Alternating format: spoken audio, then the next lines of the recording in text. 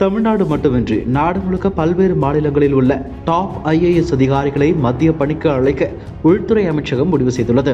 இதில் தமிழ்நாட்டை சேர்ந்த 2 டாப் IAS அதிகாரிகள் மத்திய அரசின் பணிக்கு செல்ல உள்ளதாக தகவல் வெளியாகியுள்ளது. அதன்படி உள்துறை பொறுப்புகள், புதிய அமைச்சரவையில் செயலாளர் பொறுப்புகள், CAPF, CBI, IB, NIA, NSG போன்றவற்றில் காலியாக உள்ள பணியிடங்களை நிரப்புவதற்கு வசதியாக IAS, IPS அதிகாரிகளின் போதுமான அதிகாரிகளை உள்துறைக்கு அனுப்புமாறு மாநிலங்களுக்கு MHA கடிதம் எழுதியுள்ளது. IG பதவியில் 25 இடங்களும், DIG தரவரிசையில் 81 இடங்களும், SP பதவியில் 129 இடங்களும் காலியாக உள்ளன. இதுபோக அமைச்சரவையில் செயலாளர் பொறுப்புகள் பல காலியாக உள்ளன. பெரும்பாலான அதிகாரிகள் மத்திய பணிகளை தேர்வு செய்யும் முன் குறைந்தபட்சம் DIG பதவி அல்லது முதன்மை செயலாளர் பதவி வரை தங்களுடைய மாநில கேடர் பதவிகளில் நீடிக்கவே விரும்புகிறார்கள் என்று மாநிலங்கள் மத்திய உள்துறைக்கு பதில் அளித்துள்ளதா?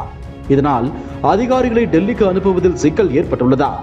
பொதுவாக இந்திய ஆட்சி பணிக்கு ஒருவர் தேர்வான பின் அவருக்கு 2 இடங்களில் பொறுப்புகள் வழங்கப்படலாம். ஒன்று ஒன்றிய பொறுப்பு அல்லது மாநில பொறுப்பு. ஒன்றிய பொறுப்பு ஒன்றால் மத்திய அரசின் பணியில் IAS அதிகாரி தேர்வு செய்யப்படலாம். அதே சமயம் சிலர் மாநில அரசு பணிக்கு பல்வேறு பிரிவுகளில் தேர்வு செய்யப்படலாம். உதாரணமாக செயலாளர், மாவட்ட ஆட்சியர் மற்றும் துறை தலைவர் என்று பல பொறுப்புகளில் நியமிக்கப்படலாம். அதேபோல் ஒன்றிய பணிக்கு தேர்வு செய்யப்படும் அதிகாரங்களும் மத்திய அரசின் பல பணிகளுக்கு தேர்வாக வாய்ப்புகள் உள்ளன. இப்படி மாநில அரசு பணிக்கு தேர்வாகும் ஒருவரை மத்திய அரசு பணிக்கு அழைக்க முடியும். உள்துறை அமைச்சகம் இதுவரை அழைக்கும் பட்சத்தில் அதற்கு மாநில அரசு ஒப்புதல் அளிக்க வேண்டும்.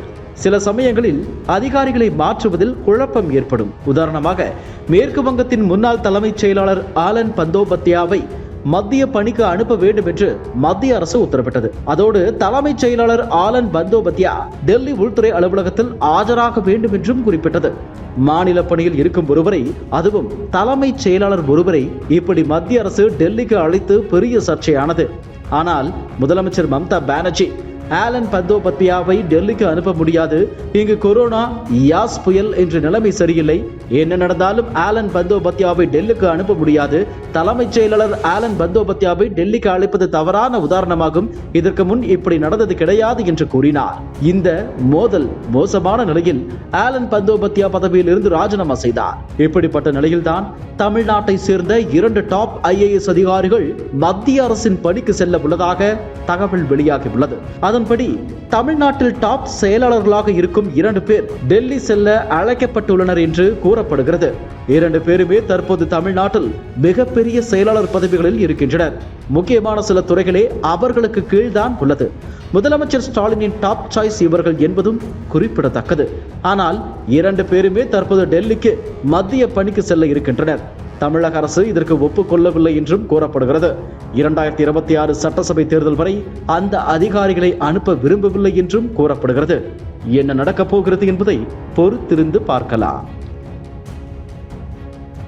இதுபோன்ற செய்திகளை மேலும் தெரிந்து கொள்ள எங்களது YouTube, Facebook மற்றும் Twitter ஆப்களை சப்ஸ்கிரைப் செய்யவும்.